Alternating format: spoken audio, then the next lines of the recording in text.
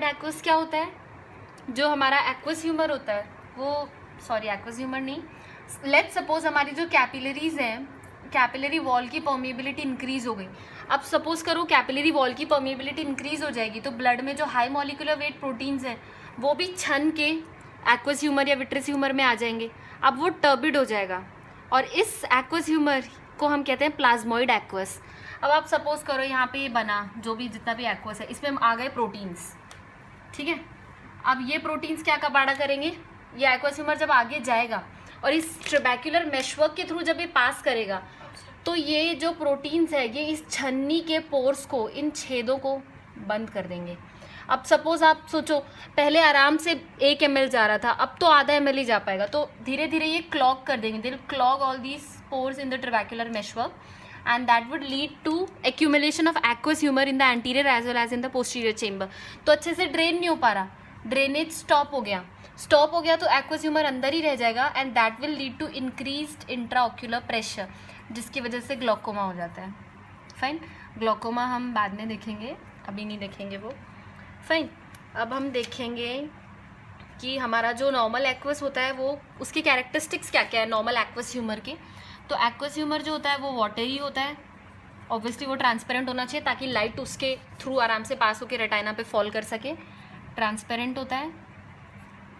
दूसरा हमारा जो नॉर्मल एक्वस ह्यूमर होता है वो फॉर्म किससे होता है, सी हमारी जो सीलरी बॉडी है वो एपिथेलियल सेल से लाइंड होती है। I told you the retina का anterior continuation 2 layered epithelium, that is 2 layer ciliary epithelium, it forms the aqueous humour. तो जो सीलरी एपिथेलियम होती है वो कुछ सीक्रीशंस करती है सोडियम पोटेशियम वगैरह के। दूसरा हमारे जो कोरोइड की जो सीलरी बॉडी में जो ब्लड वेसल्स हैं वो हमें और ग्लूकोज वगैरह ये सब चीज़ें प्रोवाइड करती हैं, वो सब मिलके they form the aqueous humour. तो aqueous humour is form by the ciliary epithelium. We'll not go in the detail of how it is formed. We'll see just the steps. Fine. There are 3 steps in the formation of aqueous humor. सबसे पहला step है ultrafiltration, diffusion second step, and the third step is secretion. Now we'll see what happens in each step. We'll see with a diagram because it gets very boring, all theoretical. So we see the diagram. See, these are our, see what I want to tell you first is कि जो हमारी retinal pigment epithelium होती है, मैं इसको थोड़ा enlarge करती हूँ, ये हमारी सीलियरी बॉडी है, ठीक है, ये आइरिस है, ठीक है, वो स्ट्रक्चर, ये वाला जो स्ट्रक्चर है मैंने यहाँ एनलार्ज किया, ये हमारी सीलियरी बॉडी है, सॉरी आइरिस है, ये हमारी सीलरी बॉडी है और रेटाइना पीछे है।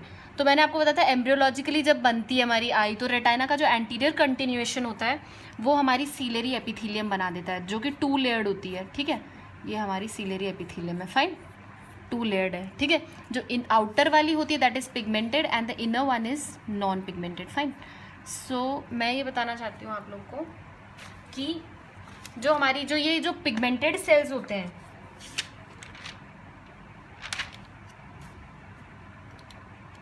पिगमेंटेड सेल्स और non pigmented cells, see I zoom this portion, this much portion, जो हमारा पिगमेंटेड सेल और नॉन पिगमेंटेड सेल होता है, this is the pigmented, this is non pigmented, इनके बीच में गैप जंक्शंस होते हैं।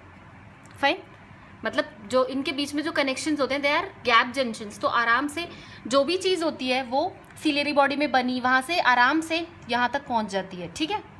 और जो हमारे नॉन पिगमेंटेड सेल्स होते हैं उनमें आपस में एक दूसरे के बीच में टाइट जंक्शंस होते हैं। फाइन, तो these non pigmented cell basically ये हमारा बैरियर बना रहे हैं और ये